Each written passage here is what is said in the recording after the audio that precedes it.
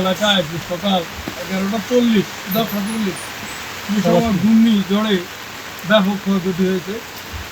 কয়েকটা ঘর সম্পূর্ণ নষ্ট হয়েছে, বিদ্যুতের লাইন নষ্ট হয়েছে, গাছ-গাছালি নষ্ট হয়েছে। এই সংবাদটি আমরা বাবারে আমাদের নেতৃবৃন্দ আমাদেরকে জানাইছে, এলাকাবাসী জানাইছে। আমাদের সাথে সাথে আমাদের মন্ত্রী মহোদয় এই সংবাদ পেয়েছেন, আমাদেরকে বলেছে যথাযথ ব্যবস্থা নেওয়ার জন্য, সেটার জন্য এবং আপনাদের জন্য যারা ক্ষতিগ্রস্ত হয়েছে তাদেরকে কিছু অর্থনৈতিক সহযোগিতা করার জন্য উনি ব্যবস্থা করেছেন। যে টর্নেডো যেটি হয়েছে সেটি আমরা অবস্থা আসলে কী হয়েছে সেটি দেখতে আসলাম। এখন পর্যন্ত দেখলাম বেশ কয়েকটা বাড়িঘর ক্ষতিগ্রস্ত হয়েছে। এই সাইডে নতুনগঞ্জের সরাজপুর এখানে হচ্ছে আমরা অলরেডি 5টা বাড়ি সব কিছু উড়ে গিয়েছে আর কি।